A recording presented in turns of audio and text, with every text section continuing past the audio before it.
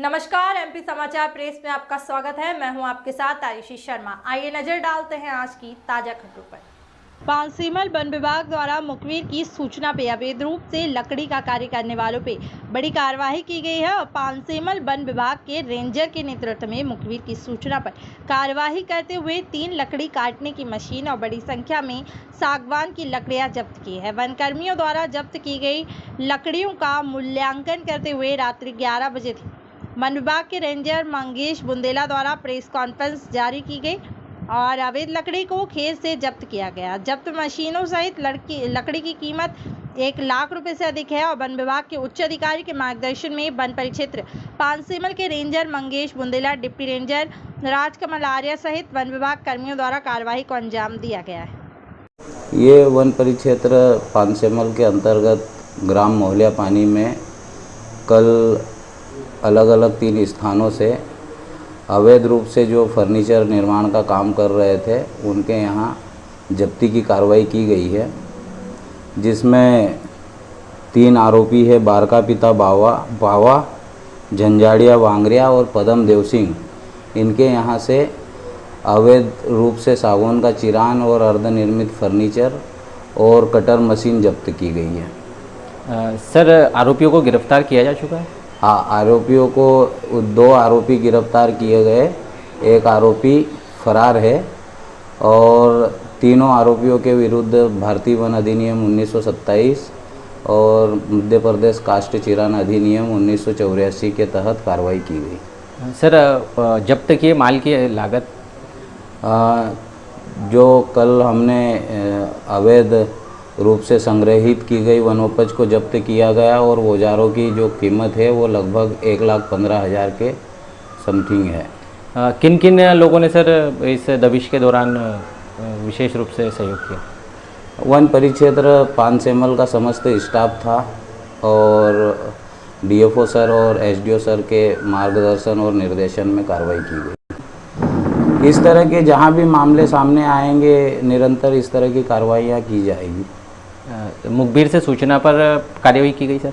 हाँ, मुखबिर से सूचना प्राप्त हुई थी कि मोहलिया पानी में कुछ लोगों द्वारा अवैध गतिविधि की जा रही है सागौन के मामले में। इस आधार पे हमने कार्रवाई करी। जी सर, एक ही स्थान से बरामद किया गया? नहीं, 3 अलग अलग स्थानों से और 3 आरोपियों से बरामद किया है। पानसेमल विकासखंड स्त्री जनजाति सुरक्षा मंच समिति द्वारा सेवा भारती कार्यालय पे बैठक संपन्न की गई है और जनजाति सुरक्षा मंच के पदाधिकारियों द्वारा विकासखंड के 40 के लगभग ग्रामों में बैठक ली गई है। सभी जनजातीय समाज जनों को धर्मांतरण से होने वाले नुकसान की जानकारी दी जा रही है। समाज की प्राचीन परंपरा रीति रिवाज को संभाल कर रखने की बात भी कही जा रही है। जनजातीय सुरक्षा मंच विकासखंड पदाधिकारी सुनील शिंदे ने कहा है कि ग्रामीण क्षेत्रों के भोले भाले समाजजनों को लालच देकर दुष्प्रचार करते हुए धर्मांतरण कराया जा रहा है। समाजजनों द्वारा आने वाले समय में धर्म को परिवर्तन करने वाले व्यक्ति का समाज के सांस्कृतिक और मांगलिक कार्यक्रमों में बहिष्कार करने की योजना बनाई जा रही है। जनजातीय सुरक्षा मंच द्वारा समाजजनों को जागरूक किया जा रहा है। नाम सुनील शिंदे। मई को महारैली होने जा रही बड़वानी में डिलिस्टिंग विषय को लेकर। अच्छा, उसमें क्या विशेष रहेगा? उसमें विशेष है हमारे क्षेत्र के सभी समाज, अपने आदिवासी समाज लोग एकत्रित होकर रैली में ज़्यादा से ज़्यादा लोग जाएंगे।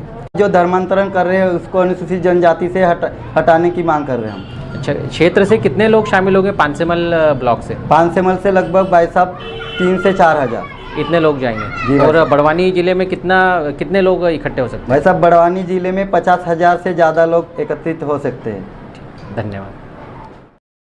खेतिया पार्टी रोड पर स्थित बालाजी जीनिंग परिसर में काम करने वाले कर्मचारी हरीश पिता मोहन किराड़े ने कल देर रात अपनी शादी को लेकर होने वाली पत्नी से बात करते तनाव में आकर फैक्ट्री परिसर में बने कर्मचारी आवास में फांसी लगाई, जिससे कि उसकी देर रात ही मौत हुई और युवक हरीश पिता मोहन सिंह किराड़े निवासी मौजाला थाना सेधवा का होकर बालाजी कॉटन परिसर में प्रेस यूनिट के लिए काम करता था। देर रात प्रेस यूनिट के किसी काम के लिए आवश्यकता हुई तो कर्मचारी उसे उसके आवास पर देखने गए। वहां फांसी पे लटका हुआ दिखाई दिया, जिसकी सूचना मिलने पर बालाजी कॉटन के प्रबंधन ने पुलिस को सूचना दिया। पुलिस ने सूचना मिलने पर सुबह पहुंचकर लाश को उतारकर पोस्टमार्टम कर परिजनों को सौंप दिया। खतिया में पार्टी रोड पर बालाजी जिनिंग काटन फैक्ट्री है, जिस फैक्ट्री में मृतक मोहन हरीश पिता मोहन किराड़े वर्कर है और फैक्ट्री में ही एक कमरा लेकर रहता है और काम करता है। बीती रात 2 से 3 बजे के बीच में जब फैक्ट्री में काम चल रहा था तो काटन की एक गठान अटक गई थी, जिसको निकालने के लिए दूसरे मजदूरों द्वारा हरीश को कमरे पर जाके जगाया गया। तो उसने दरवाज़ा नहीं खोला। उन्होंने झाँक के देखा कि हरीश ने अपने कमरे के अंदर सीलिंग फैन पंखे पर एक रस्सी से गले में फांसी लगाकर आत्महत्या कर ली है। तुरंत उन्होंने सूचना फैक्ट्री के मालिक को, जिनिंग के मालिक को दी, जिनके द्वारा थाने पर सूचना दी गई। मौके पर पुलिस के द्वारा पहुंचकर शव को देखा गया। उसके परिजन को बुलाया जाकर शव को उतारकर उसका पंचनामा किया गया है। अभी तक की जानकारी में यह प्राप्त हुआ है कि हरीश पारिवारिक टेंशन की वजह से इस तरह का कृत्य किया है, क्योंकि उसकी शादी 4 मई को होने वाली थी और शादी की बात को लेकर वो परेशान था। रात में भी मोबाइल से बातें कर रहा था। इसी के चलते उसने अपनी फांसी लगाकर जीवन लीला समाप्त की है।